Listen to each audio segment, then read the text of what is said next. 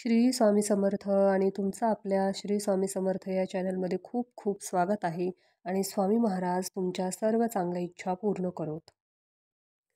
आज आपल्यातीलच एक स्वामी भक्त अशा एका काकूने खूप छान त्यांचा अनुभव शेअर केलेला आहे. त्या काकूंनी सांगितलं की काकू या कोकणच्या आहेत, म्हणजे खोपोली साईडच्या आहेत. काकू या मांसाहार पण करतात आणि स्वामी सेवेत सुद्धा करतात. अक्कलकोटला जाताना त्यांच्यासोबत असं काही घडलं की ते ऐकूनच आपल्या अंगावर काटा येईल असा काही खूप छान अनुभव आहे. आणि ज्या लोकांना असा गैरसमज असतो की आमची मजबुरी आहे, आम्ही मांसाहार करतो, त्या भीतीने सुद्धा ते स्वामी सेवेत येत नाहीत. तुम्ही तर मग काकूंचा अनुभव ऐकल्यावर तुमची सुद्धा नक्कीच इच्छा होईल स्वामी सेवेत येण्याची होईल. तर त्या अनुभवा तुम्ही शेवटपर्यंत ऐका. आणि जर का तुम्ही आपल्या चॅनलवर नवीन असाल तर चॅनलला सबस्क्राईब करा, बेल आयकॉन दाबायला विसरू नका. आपल्या चॅनलला लाईक करा, सबस्क्राईब करा आणि आणि तुम्ही आपल्या चॅनलवर येऊन व्हिडिओ पाहिलात आणि व्हिडिओला लाईक केलं याबद्दल धन्यवाद. तर आपल्या काकूच्या अनुभवाला आपण सुरुवात करूयात. काकूंनी सांगितलं की त्यांच्या 3 बहिणी आहेत आणि 2 भाऊ आहेत. आई वडील नाही आहेत. काकू ज्या आहेत ते घरामध्ये सर्वात मोठ्या आहेत. मोठ्या म्हणजे अगदी त्यांच्या मुलीचं लग्नसुद्धा झालेलं आहे आणि सूनबाईसुद्धा आलेली आहे, असं काही आहे. तेव्हापासून विचार करा की त्या दापोली साईड सर्वांनाच माहिती आहे. सुट्ट्यांमध्ये आपण तिकडे फिरायला वगैरे जातो, त्यामुळे सगळ्यांनाच माहिती आहे की खूप छान सिटी आहे. काकू तिकडच्या आहेत, पण काकूंनी जो आजचा अनुभव शेअर केलेला आहे खरंच खूप छान आहे. काकूंनी सांगितलं की आम्ही जे आहोत आम्ही तिघी बहिणी आहोत. मी सगळ्यात मोठी आहे, त्यानंतर 2 बहिणीची आहे. 2 नंबरची बहीण आहे ती सिंगापूरला असते आणि छोटी बहीण असते ती जवळच दिलेली आहे. 2 भाऊ आहेत, असा काही आमचा परिवार आहे. तर मी स्वामी भक्त नव्हते, पण अचानकच माझी जी छोटी बहीण आहे सगळ्यात, अगदी तिचा म्हणजे 2 व्हीलर गाडीवरून पडली, चालत्या गाडीवरून पडली. अशी पडली की तिचा अगदी पाठीचा मणका जो असतो तो पूर्ण फ्रॅक्चर झाला. तिची जी तब्येत आहे ती अतिशय नाजूक झाली. आता मला ते सर्व आईच्या जा आता ते सर्वजण मला आईच्या जागीच म्हणतात आणि तिच्या घरी लेक नांदती आहे, मुलगा त्याच्या जीवनामध्ये खुश आहे आणि सगळं काही चांगलं आहे. असं म्हणायला हरकत नाही की लाईफ जी आहे जी रिटायरमेंटच आहे, असं काही गुंतून राहील मी. म्हणून मी तिचं असं काही झालं म्हणून मी तिला बघण्यासाठी गेले. ती जिथं राहते तिथं आम्ही गेलो. माझे पती सोबत आले आणि तिची जी हालत बघितली ना, अगदी डोळ्यात पाणी आलं. आज काय झालं बाई अचानकच? अक्षरशः तिला हलल्या जात नव्हतं. डॉक्टरांनी सांगितलं की हिला बेड रेस्ट म्हणजे बेडवर पडूनच सगळ्या गोष्टी कराव्या लागतील. काही दिवस रॉड वगैरे टाकले, ऑपरेशन झालं, सर्व काही केलं. पण सगळ्या गोष्टी करायच्या म्हटलं तर तिची सासूही खूप चांगली आहे. सासूही करत होती, पण तिचीही 2 मुलं आहेत. घरामध्ये सर्व गोष्टी करायच्या आणि ही अशी अंथरुणावर. मग घरातली कामं कोण करणार? तिची मुलंही शाळेत जातात. या हेतूनच मी म्हटलं की मी थांबते तिच्याजवळ जोपर्यंत ती ठीक होत नाही. माझे पती म्हटले, "ओके, तू थांब इथे, हरकत नाही." आणि माझे पती वापस गेले. तिची मी काळजी घेण्यासाठी तिच्या घरी थांबले. आता तिचं जे सर्व काही मी तिचं करतच होते, पण तिची सासू जवळ म्हणजे एवढं काही मी तिच्या घरी असं जवळीक पाहुण्यासारखं जातो, 2 दिवस राहतो, 2 शब्द बोलतो, पण कुणाच्या घरी आपण जेव्हा राहायला जातो तेव्हा जास्त शब्दाने शब्द वाढत जातो. तर तसंच तिच्या सासूसोबत शब्दाने शब्द वाढत गेला. काय झालं हे अचानक वगैरे?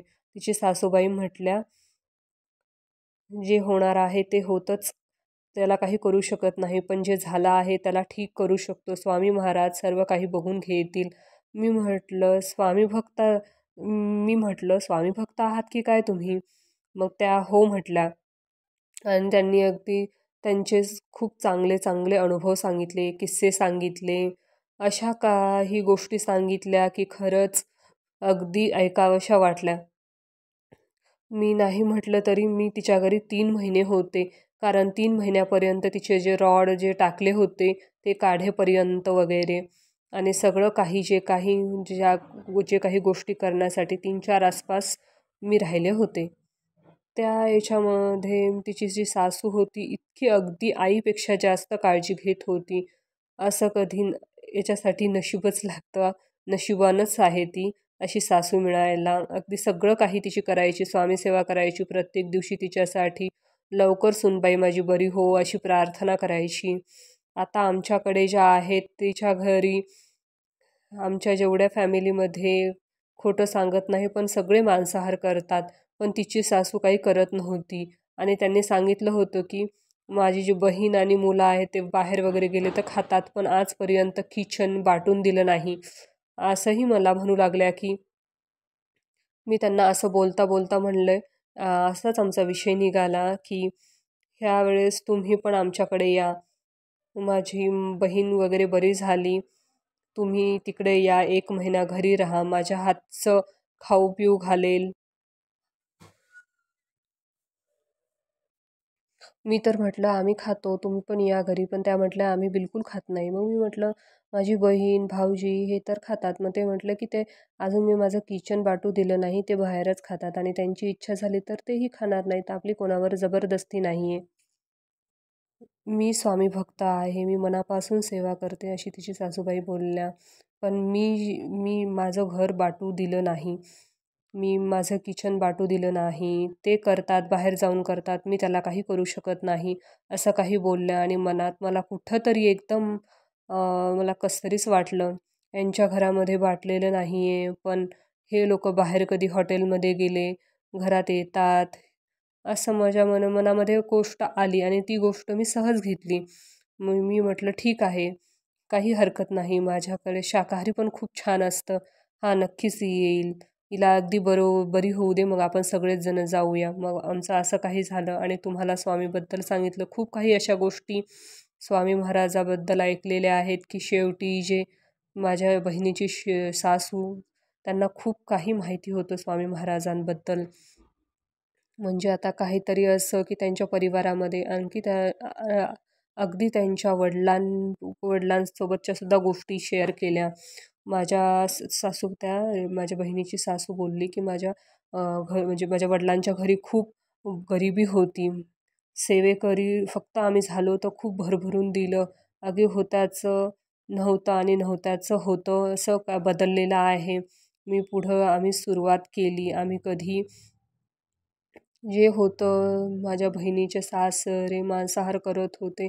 सासूने कधीच केलं नाही. मी त्या म्हटल्या की ज्यांना करायचं ते करतील, पण मी कधीच केला नाही.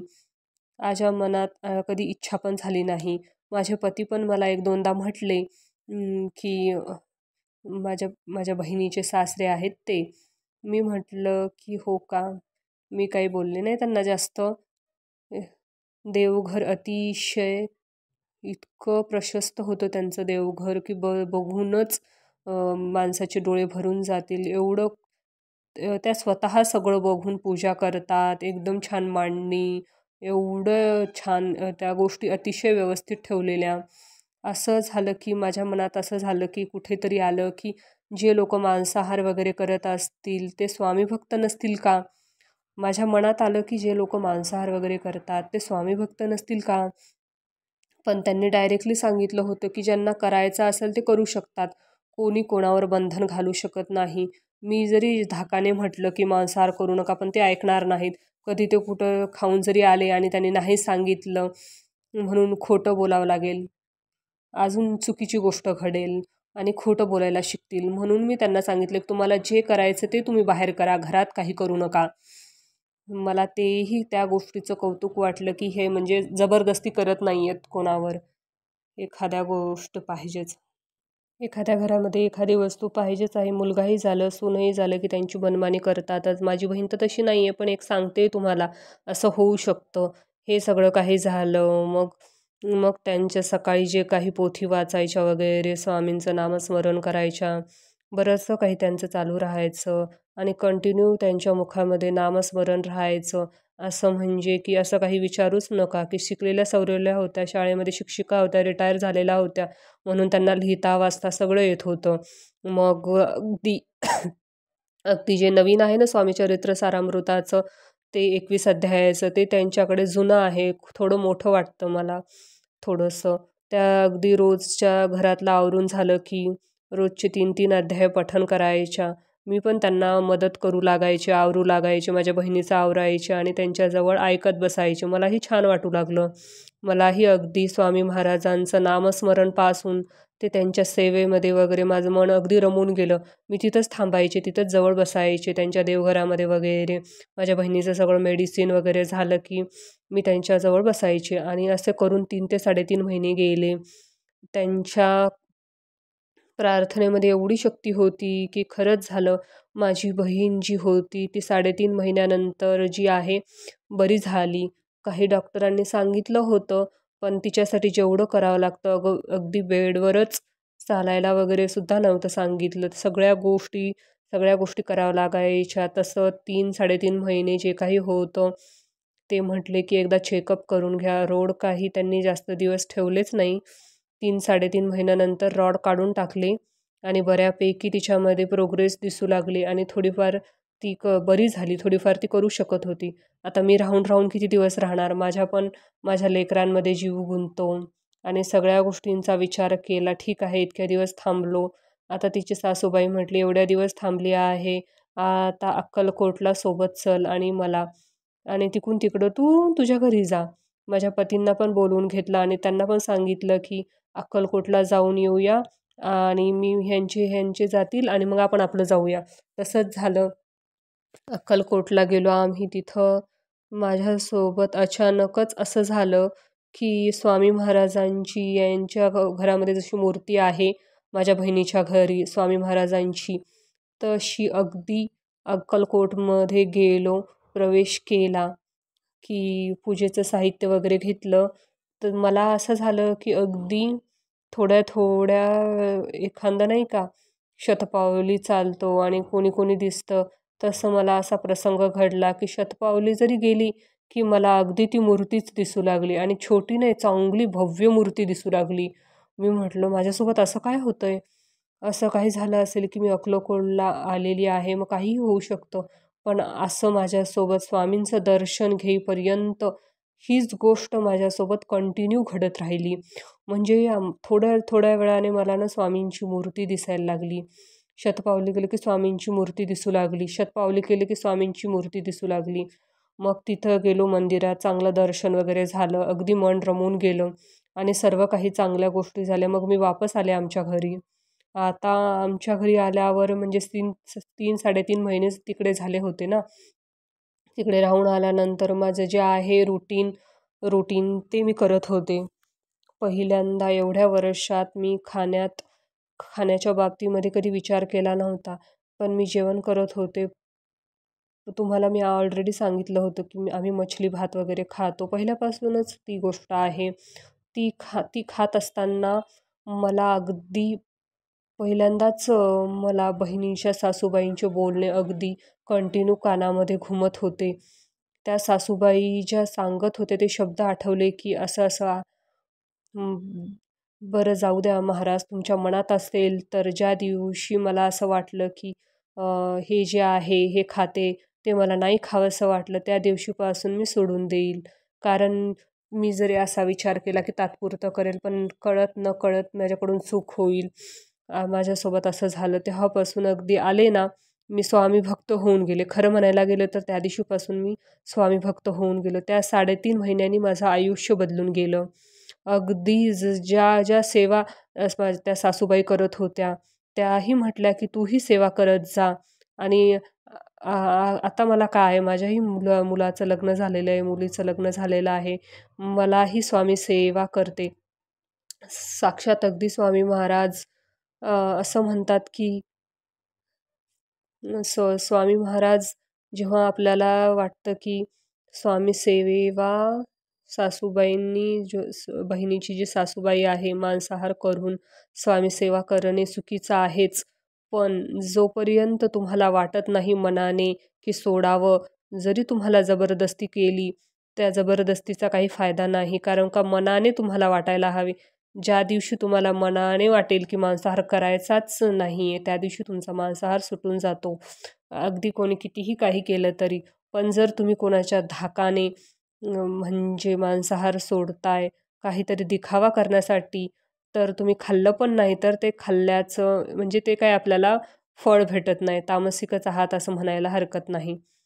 असं असतं ते बघा मग. तेव्हापासून मला समजलं की स्वामी महाराज जे आहेत, हे असं नसतं की तुम्ही काय खाताय, काय तुम्ही करताय. तुमची किती श्रद्धा आहे, तुमचा किती निर्मळ भाव हा खूप जास्त महत्त्वाचा असतो. कारण नाहीतर फक्त असे बरेचसे लोकं असतात की दिखावा करतात सगळं, अगदी सगळं सोडून सुद्धा देतात. पण त्यांची जी मानसिकता असते ती काही बदललेली नसते. त्यामुळे त्यांना असं वाटतं की आपल्या जीवनात वाईट गोष्टी का होतात? मग त्या आणि जेव्हापासून मी स्वामी भक्त झाले, तेव्हापासून माझ्या जीवनात, माझ्या बाबतीत सर्व काही चांगलं झालं. माझ्या पतींना एक आजार होता, अगदी जुनाट होता. त्यासाठी भरपूर काही करत होतो. त्यांना मी सांगितलं, की तुम्ही स्वामी महाराजांचे जप वगैरे करा.